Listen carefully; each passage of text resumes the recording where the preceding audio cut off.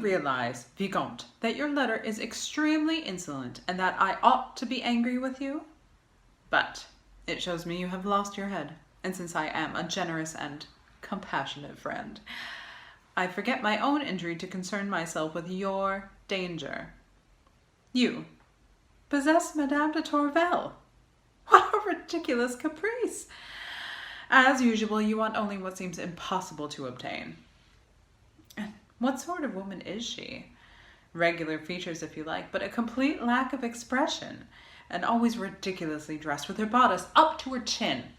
I remember how we laughed at her together that day when she made the collection in St. Roche, with her 4 yards of hoop skirt continually on someone's head, and blushing at every bow, and religious.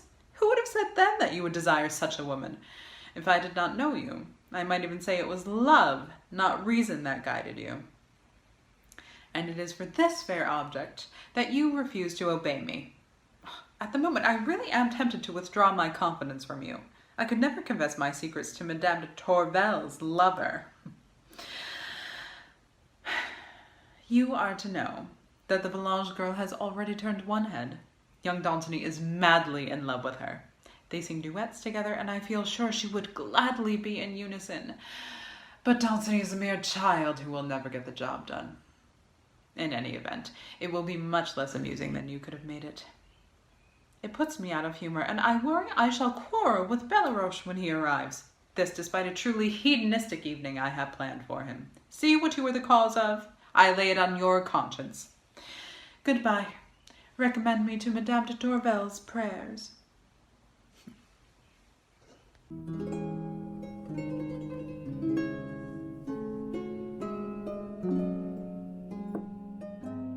When I read your letter, and the tantalizing mention of your evening plans, I was 20 times tempted to invent an excuse, fly to your feet, and ask you to grant me an infidelity to your Belleroche.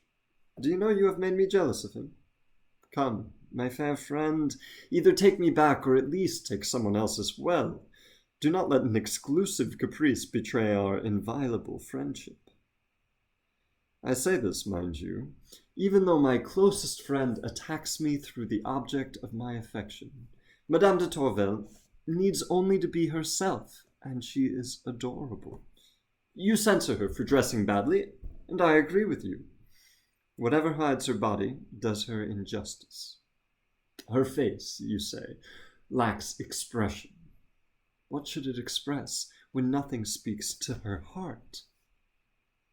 But you should see her playful moments, or the joy and kindness in her gaze when she helps the unfortunate. She is chaste and religious, and therefore you think her cold and lifeless. No. What an amazing sensitivity she must possess to be able to love a man like her husband, and that even when he is absent. You see that I agree with you, and I admit my faults.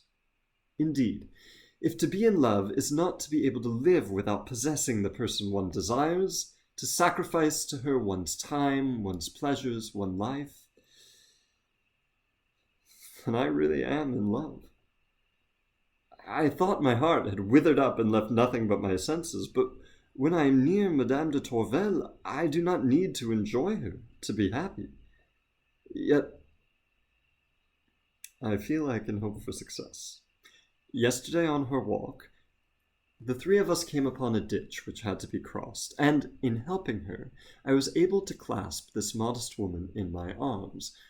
The crossing of my old aunt sent our gay devotee into peals of laughter, and as soon as I took hold of her, for a brief moment held her against my breast, I felt her heart beat faster. Her modest embarrassment showed me that it was with love and not with fear. To deceive her as little as possible, I have told her, as if accusing myself of some of my best-known exploits, the candor with which she reproves me. She says she wishes to convert me. She is far from thinking by pleading, as she puts it, for the unfortunate women I have ruined, but she is pleading beforehand on her own behalf. You see, I am not irrevocably lost. My manservant has just discovered that Madame de Tourvel has ordered one of her serving men to secretly follow my morning walks. I must think of how to turn this to my advantage. Hitherto, these suspected walks have had no purpose. I shall give them one. It deserves all of my attention, therefore, goodbye, my dear friend.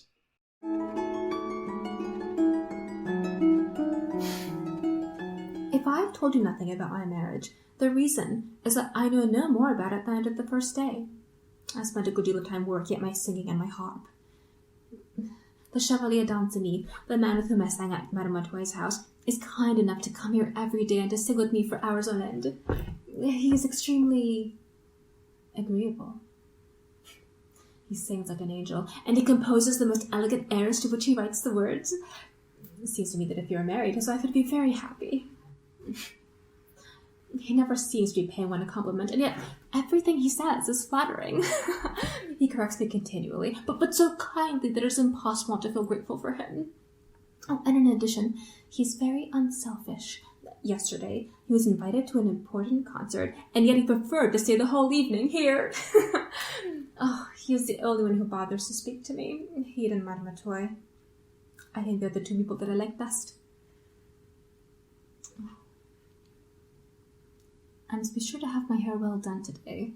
I've never wanted so much to be pretty as I have in the last few days. And it seems to me that I'm not as pretty as I thought. Madame Merteuil assures me that the Chevalier d'Ancenis thinks I am prettier than she is, and she almost seems pleased by it. Oh, it must be because she really loves me. And he... Oh, God. I could look at him forever, were I not afraid of meeting his eyes. Goodbye, my dear. I must begin to dress. I love you as ever.